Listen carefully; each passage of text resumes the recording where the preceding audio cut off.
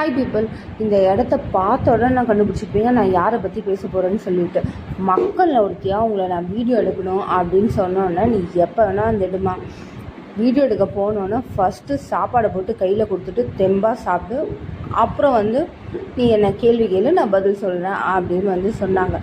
என்ன கேள்வி கேட்டாலும் மனசில் பட்டதை பட்டுன்னு பேசியிருந்தாங்க. மக்கள் ஒருத்தையும் நான் வீடியோ மட்டும் எடுக்கக்கூடாது, ஒரு சின்ன கிஃப்ட்டும் கொடுக்கணும்னு நினச்சா அடுத்தடுத்து அந்த வீடியோவும் உங்களுக்காக. அந்த கிஃப்ட்டுக்கு அவங்க ரொம்ப அழகாக எக்ஸ்பிளைன் பண்ணியிருப்பாங்க. அந்த வீடியோவும் உங்களுக்காக. பிறக்கும் போது வரம் வாங்கிட்டு பிறந்தவங்கன்னு சொல்லுவாங்கல்ல, ஆனால் இவங்கள பார்க்கும்போது வரம் கொடுக்க பிறந்தவங்கன்னு கூட சொல்லலாங்க. இதே இன்ட்ரோவோட வாங்க வீடியோக்குள்ளே போயிடுவோம்.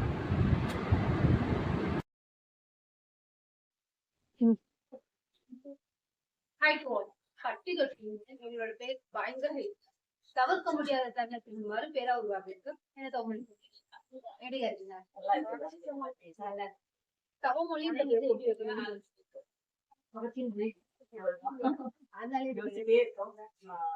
என்ன மாதிரி பேர் வைக்கலாம், ஒரு காமன் நேமா, ஒரு மெசேஜ் சொல்ல முன்னாடி வீடியோல இதை சொல்லிட்டு ஒரு வாட்டி நேர்ல கேட்கணும்ன்றது கேட்டேன். நீங்க எப்படி ஒரே பொண்ணா இருக்கு? இல்ல,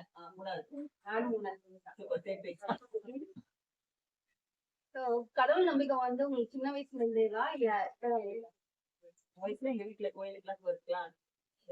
பட் ஒரு சர்டன் பீரியட்க்கு அப்புறமா ஒரு நல்ல ஒரு நம்பிக்கை. எப்ப கோயிலுக்கு போக ஆரம்பிச்சேன்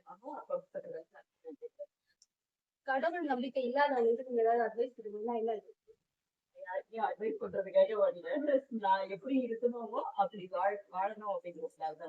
இல்ல கடவுளை நம்புங்க அந்த மாதிரி கூட சொல்லுங்க. கிடையாது, அது கடவுள் நம்பிக்கைன்றது ஒவ்வொருத்தருடைய உணர்ச்சி. ஓகேங்களா? அது நீங்க நான் நம்புறதுதான் கரெக்ட் அப்படின்னு சொல்லிட்டு நீங்க உங்க யாரையும் நான் போஸ்ட் பண்ணக்கூடாது. அது ரைட் கிடையாது. கடவுள் நம்பிக்கை எந்த அளவுக்கு உண்டோ கடவுள் மறுப்பாளர்களும் இந்த உலகத்துக்கு இப்ப இருக்கக்கூடிய பாடல்கள் கண்டிப்பா தேவை. அவங்க யாரோ ஒரு சிலர் தான் அதுல தவறான கருத்துக்கள் தான் இருக்காரு. மற்றபடி அவங்க என்ன சொல்றாங்க, மூட நம்பிக்கை இப்ப வேண்டாம்னாலும் சொல்றாங்க. அது நல்ல தானே. இறைவனை நம்புங்க, மற்றபடி வேற எந்த வேற சம்பிரதாயம் சடங்குகளும் நம்பாதீங்கன்னு சொல்றாங்க. இன்னும் தப்பு இல்லையே. அது அவங்க பாயிண்ட் ஆஃப் வியூல அது கரெக்ட். இது நம்ம பாயிண்ட் ஆஃப் வியூல நமக்கு இது கரெக்ட். சோ அந்த விஷயத்துல நம்ம தலையிடவே கூடாது. அதுதான் அவங்களுடைய தனிப்பட்ட உணர்வு. சாப்பாடு 12 மணிக்கு கரெக்டா வருவீங்களா? ஆமா.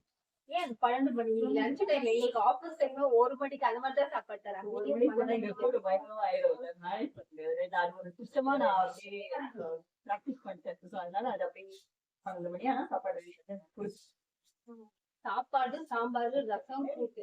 ஒரு நாள் தக்காளி சாப்பாடு இல்லைன்னா லெமன் சாதம் அந்த மாதிரி செய்யாம இவ்வளவு வரையும் நான் என்ன சாப்பிடுவேன்னா நான் சாப்பாடு சாப்பிடுறேன். இருந்தாலும் பொதுவா எங்க வீட்டுக்கு நான் டெய்லி நம்ம வீட்டுல நம்ம ஃபேமிலிக்கு என் ஃபேமிலிக்கு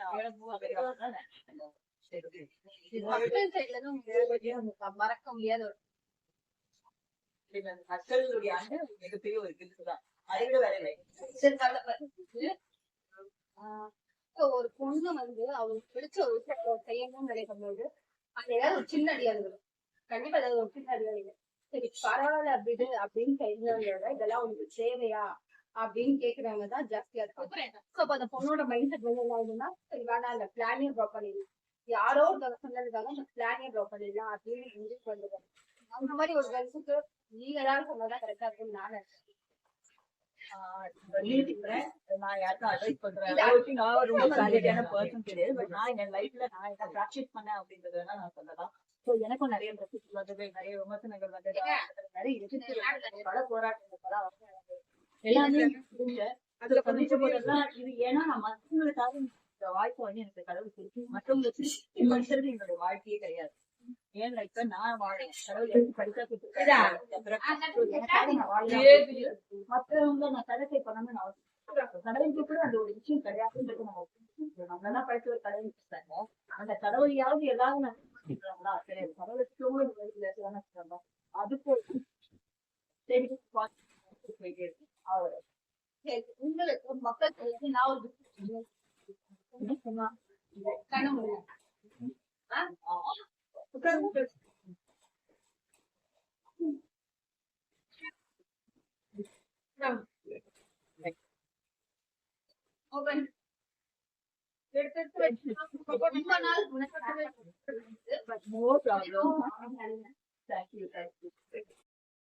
தவமொழி மேம் நான் இன்டர்வியூ எடுத்துட்ட அப்புறம் வாழ்க்கை மேலே எனக்கு ஒரு புது நம்பிக்கையே வந்திருக்கு. பொண்ணுன்றவங்க எல்லாத்தையும் முறைச்சிக்கிட்டே இல்லை, சிரிச்சுக்கிட்டே எதிர்த்து நிற்கணுன்றத அவங்கள பார்த்து தான் நான் கற்றுக்கிட்டேன்.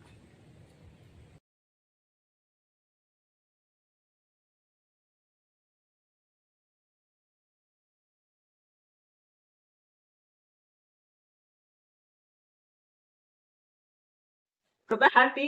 இந்த ஒரு அழகான ஒரு கிஃப்ட், கூலஸ்ட் மதர் அப்படின்ற ஒரு கிஃப்ட். பட் ஆல் டைம் நான் கூலா இருக்க மாட்டேன். சோ நான் பல தருணங்கள்ல கண்டிப்பாவும் இருப்பேன். சோ என் கூட வேலை பாக்குற எல்லாருமே கூட அவங்களுக்கே நான் பல தருணங்கள்ல கண்டிப்பா தான் இருப்பேன். ஏன்னா என்னோட கண்ணிக்குள்ளேயும் ஒரு கருணை இருக்குன்னு நினைக்கிறேன். சோ கருணை அப்படின்னா நம்ம ரொம்ப ப்ளீசிங்கா பேசுறது, பீப்புளை கேர் பண்ணிக்கிறது அப்படிங்கிற ஒரு ராங்கான ஒரு ஒப்பீனியன் தான் இருக்கு. பட் ஒரு தவறு செய்யறாங்க அப்படின்னா அந்த தவறை நம்ம கண்டிச்சா மட்டும்தான் அது தொடர்ந்து அந்த தவறை வந்து மறுபடியும் செய்யாம இருப்பாங்க. சோ என் கண்டிப்புலயும் ஒரு கருணை இருக்கும். சோ என்னுடைய என் கூடவே பணிபுரியக்கூடிய அவங்க எல்லாருக்கும் ஒரு பெரிய ஒரு நன்றி. வரீங்களாக்கா? வாங்க வாங்க வாங்க வாங்க வாங்க வாங்கக்கா.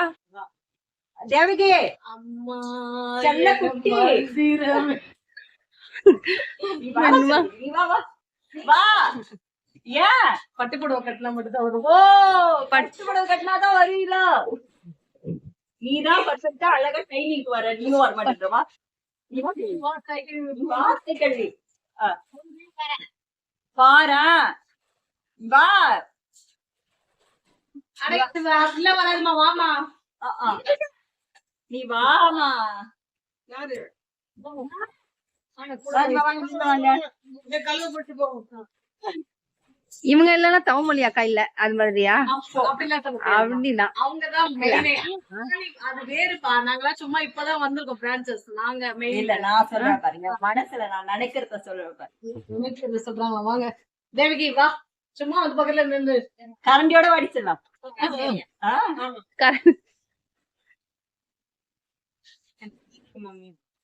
காப்பி கொடுக்க மாட்டேங்க. இதுல காஃபி குடிக்க கூடாது. எப்படி வாங்க தேவகி என் பக்கத்துல வா. மீடியால வந்ததுக்கு அப்புறம் எனக்கு கிடைச்ச ஒரே ஒரு வாலண்டியர் சிஸ்டர். இவங்க எல்லாம் யாரு அப்படின்னா எனக்கு தோல் கொடுக்க வந்த ஒரு தேவதைகள் அப்படின்னு சொல்லலாம்.